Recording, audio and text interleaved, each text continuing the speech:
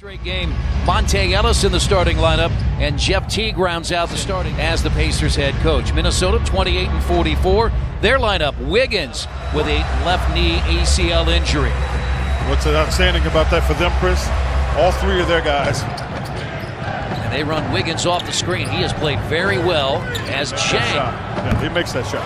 I know most do it at every option. And the Pacers with a lot of injuries as that's blocked by Turner. Again, the Pacers without Glenn Robinson III, Al Jefferson, and Rodney Stuckey all missing significant time with injuries as Gorgie J. Young, a former Timberwolf with a left hand. Well, a good Get Young active early so he gets some confidence with that wrist. I don't think any doubt about it. Jang. Good games, 20 points in the loss to Denver. The double-double, and here is Young again with a left hand. He's hit a couple of field. To Sunday was shooting 62% from the field. Again, all of those in the paint around the rim. He can do this. Here's a 2-on-1. George and Young batted out by Towns, and the Pacers get it back. The basket and a foul. Strong rebound too. And now George attacks and finds Young, and that's blocked by Chang. But as a group, grow up, learn each other, learn what you can and can't do. And a second three, 7-footer. Ellis has the ball tipped away by 100 loss in Portland on Saturday. It's not a good three-point shooting team. No, it really isn't. I mean, they've got guys. George, they left him open. Because they were trying to communicate. Likes playing against, actually, Wiggins, because Wiggins is a young star. And Paul wants to make sure they see that the young star can't do anything with him. In all 72 games for Minnesota. Underneath, Young. Good. Young did a really nice job there. That terrible shot. Slingshot, bad shot. Now George, his three, perfect. Paul George is hit. And Jang delivers. A 2017 Pacers advantage. Good outlet pass there. Text, they FaceTime. He looks up to Brody much more than Brody looks up to. Just one or two words. He was having a full-blown dialogue about why they should get a call. And Ricky Rubio has the coaching staff having to revamp their lineup because you got so many guys hurt. CJ lifted back to Monte Ellis, a drive by Wiggins and put back in by Jang. Duke, and he's from the Minneapolis area, and that's up and under, and that's CJ Mott. It's a league-wide problem because the rules allow you to be able to make moves.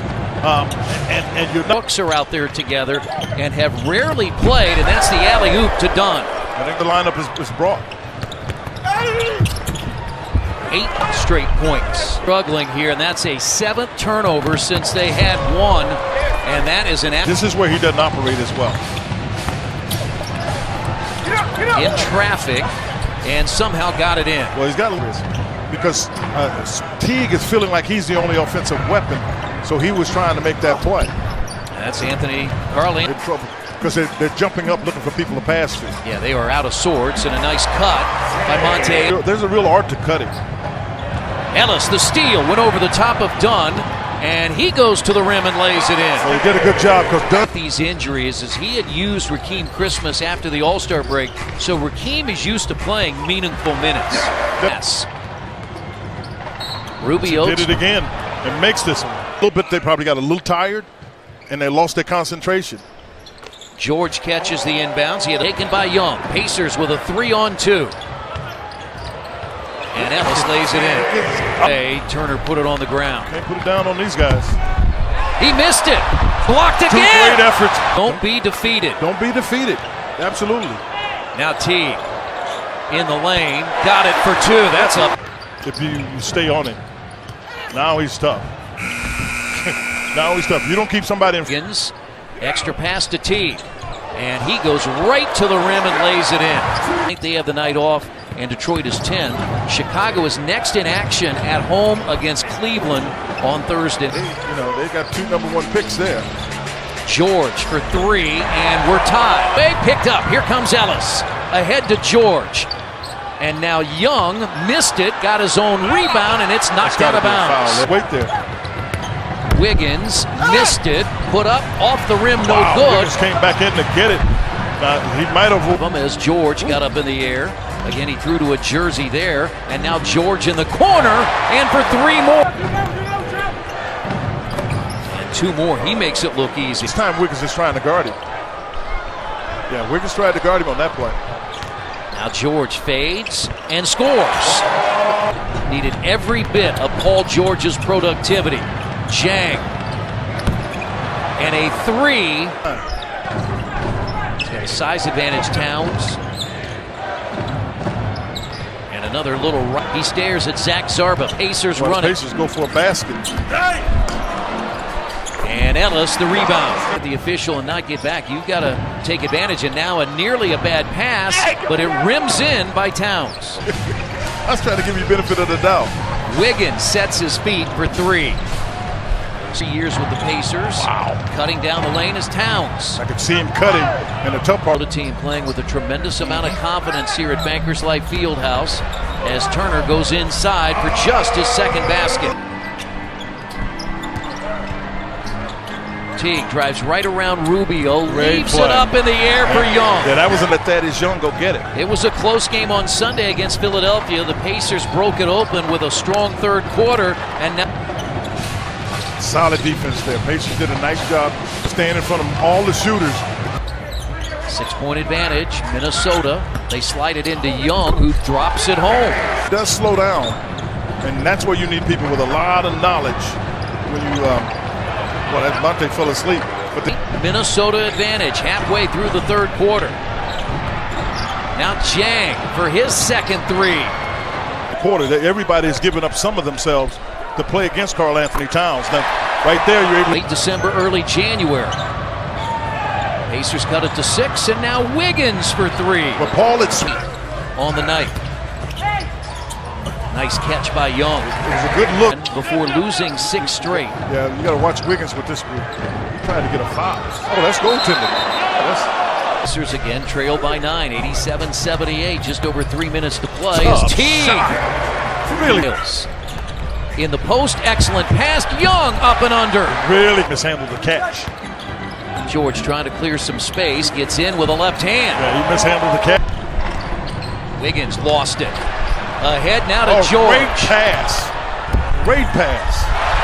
It's there. Attacking.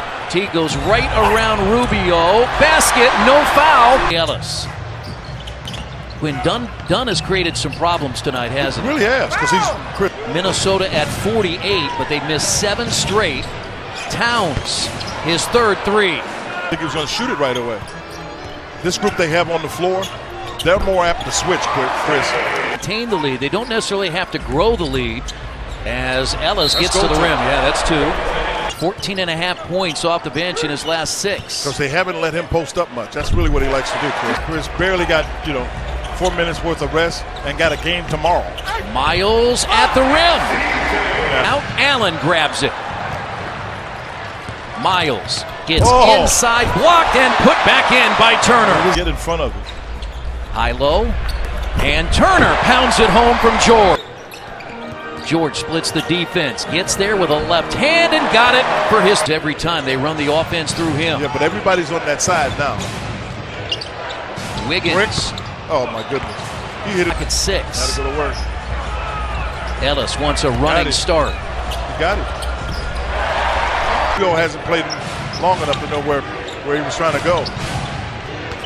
On the baseline, Towns the basket and a game-high honors. George on the wing. Rubio. Jang got it to crawl in with the shot clock. Now the Pacers need another basket. Here is Ellis. It's blocked away with help from Turner. Wiggins. And it's a 2-point back screen, then he's going to get down screen. George catches. George. They came and helped. Here's Ellis at the buzzer to win it, and the Pacers lose.